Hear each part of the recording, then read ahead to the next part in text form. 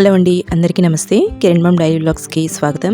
అయితే ఈరోజు చాలా ఆరోగ్యాన్ని ఇచ్చే అలాగే రుచికరమైన సజ్జల పాయసం ఎలా తయారు చేయాలో చూద్దామండి. దీనికోసమే నేను సజ్జలను తీసుకున్నానండి. సజ్జలను ఒక గ్లాస్ సజ్జలు తీసుకొని వాటిని ఒక రాత్రి అంతా కూడా నానబెట్టి మరుసటి రోజు ఉదయం శుభ్రంగా కడిగి ఆరబెట్టుకొని అలా ఆరబెట్టుకున్న వాటిని చక్కగా మూకుల్లో వేసుకొని లేదా ఒక పాన్లో వేసుకొని చక్కగా వేపి పక్కన పెట్టుకున్నానండి. అలా వేపిన దాన్ని పౌడర్ చేసి పక్కన పెట్టుకున్నాను.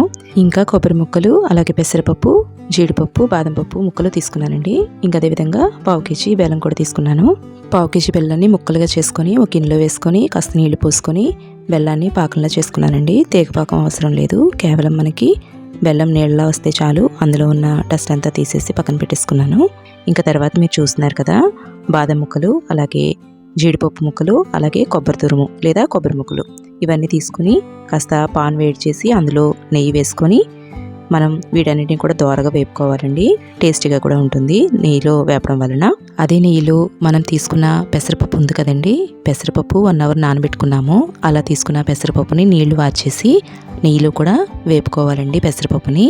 దీనివల్ల మనకి మంచి ఫ్లేవర్ అనేది యాడ్ అవుతుంది ఈ పాయసానికి.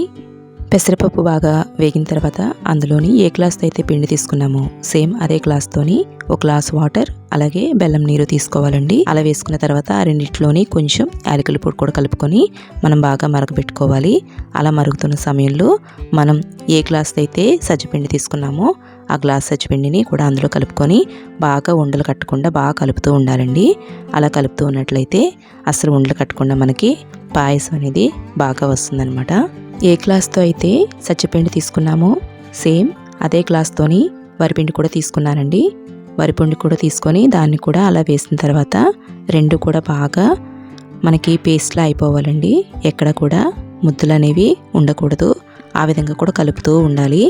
మంట అనేది మాత్రం స్లో ఫ్లేమ్లోనే పెట్టుకొని మనం ఈ పనంతా చేసుకోవాలండి. లేదంటే పిండి మన మీదకి తూలే అవకాశం ఉంటుంది. ఇలా మనం నీళ్ళలో ఉడికించుకున్న తర్వాత మనం ముందుగా ఏవైతే నేతిలో వేపుకున్నామో బాదం ముక్కలు అలాగే జీడిపప్పు ముక్కలు అదేవిధంగా మనం తీసుకున్న కొబ్బరి ముక్కలు ఇవన్నీ కూడా ఒకదాని తర్వాత ఒకటి మొత్తం అన్నీ కూడా వేసేసుకోవాలండి. వేసేసుకున్న తర్వాత వాటిని కూడా ఈ యొక్క పాయసంలో బాగా ఉడకాలి. దానివల్ల టేస్ట్ బాగుంటుంది. అలాగే నెయ్యిలో మనం ముందుగా వేయించుకున్నాం కాబట్టి ఆ నెయ్యి యొక్క ఫ్లేవర్ అంతా కూడా మనకి పిండికి పడుతుందండి. చాలా టేస్టీగా ఉంటుంది ముందుగా వేసుకున్నట్లయితే. ఈ పాయసం పండుగ రోజుల్లోని అలాగే ప్రత్యేక రోజుల్లో చాలా బాగుంటుందండి తయారు చేసుకుంటే. 1 సంవత్సరం పిల్లవాడి నుంచి 60 సంవత్సరాల ముసలి వాళ్ళ వరకు ఎవరైనా సరే చక్కగా తీసుకోవచ్చండి ఈ పాయసాన్ని. చాలా టేస్టీగా ఉంటుంది. ఈ పాయసం 1 ఇయర్ 2 ఇయర్స్ పిల్లలకి పెట్టాలనుకున్నట్లయితే కంపల్సరీ మనం కొబ్బరి ముక్కలు అవి యాడ్ చేసాం కదండి, వాటిని తీసేసి దాని బదులుగా మనం జీడిపప్పు అలాగే బాదం పప్పుని పేస్ట్లా చేసి కలుపుకున్నట్లయితే బాగుంటుందండి. కొబ్బరి ముక్కలు పెట్టడం వల్ల అప్పుడే మంచిది కాదు కదా చిన్నపిల్లలకి బాగాను. ఇంకా తర్వాత మనం ఒక లాస్ట్లోని 3 గ్లాసులు పాలు అయితే తీసుకున్నానండి నేను. అవి ఆల్రెడీ కాసుకున్న పాలు అనమాట, కాచిన పాలని తీసుకున్నాను. అలా 3 గ్లాసులు పాలు తీసుకొని అంటే ఏ వేటితో అయితే పిండి తీసుకున్నానో సేమ్ అదే గ్లాస్తోని 3 గ్లాసులు పాలు తీసుకొని మనం పాలు వేసిన తర్వాత పిండి ఉండకట్టకుండా ఉండాలి అంటే అలా కలుపుతూ ఉండాలండి.